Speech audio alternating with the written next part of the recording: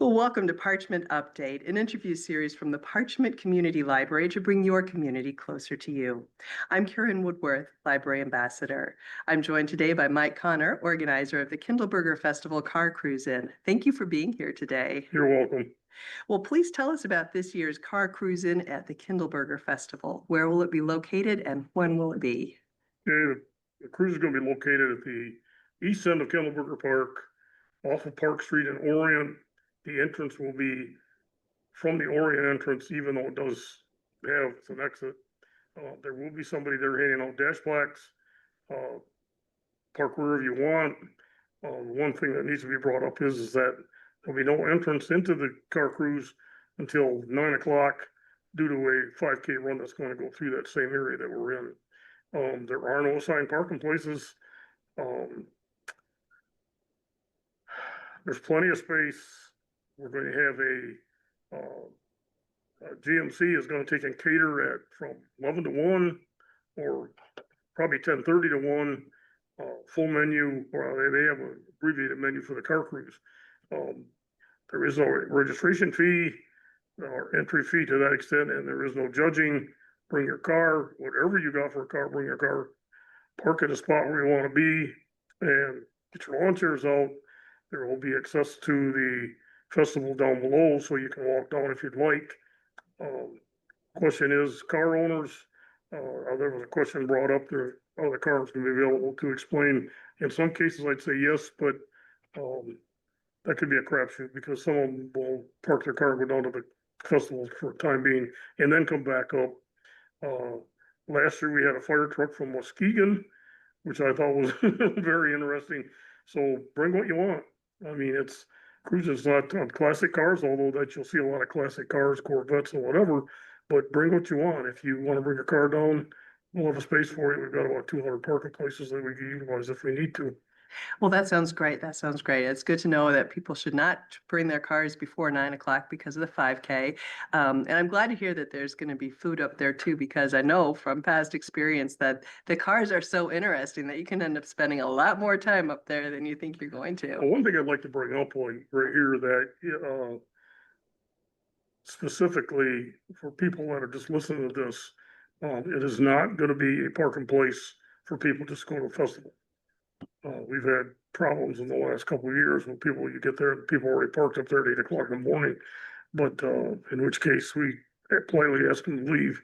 So if there's any question about it, there's be a guy down at the entry point and he can point you in the right direction. Well, that sounds good. Yeah, it seems like maybe it should be blocked off the night before or something, but I'm sure that's difficult to do. So people just need to keep in mind as the car cruise in area, no parking up at the top, but lots of parking down below. I will point out one other thing is that the entrance off Hubbard Street, which goes down into the park and up into the Lake Diamond area, is not an entry point for the cruise in. We've only got a couple of personnel up there and we can't manage 2 entry points. And we had that problem before because they opened it for the runners. And of course, people right away can start coming in. So we'd appreciate if you are on the site and observing this, that the east end at Orient Street is where we want to come in. Okay, sounds good. Sounds good. Yeah, and you mentioned that sometimes people are there to answer questions about their cars. Sometimes they're not. I know sometimes I can be a little shy at figuring out which questions to ask about a car. So I found that just, maybe starting with, so tell me about your car, or what's this great thing about your car? But do you have any suggestions for those of us that aren't that keyed into the people don't bring their cars there just to park them, walk away, and they really appreciate comments.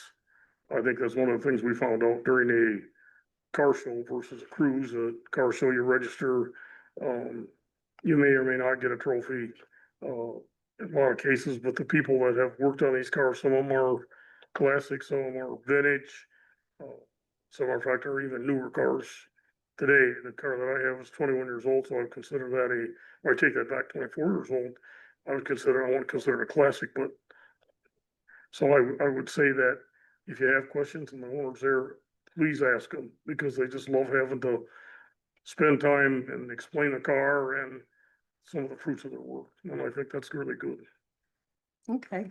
Well, before we wrap up here today, what else would you like us to know? One thing I didn't mention in there, we have a DJ contracted, we got the service, and there will be dash plaques for the first 100 cars. And while we haven't had probably between 70 and 100 in the years past, a lot of it was weather related, and there's always, if there's a threat of rain, people aren't gonna bring their cars out. And that's first thing, if they clean them all up the night before, they're not gonna wheel it out. The other thing is, there'll be a banner down at the entrance on Riverview Drive to the city, and there'll also be signs out on the northeast part and on some of the side streets on how to get there. Okay, and I think I forgot to ask you this. Do people need to register in advance if they want to bring their cars, or do they just show up? Note to show up. Okay, sounds good. Well, thank you so much for taking the time to talk to me today, and I'm looking forward to it. Glad we could. We hope to see you all at the car cruise.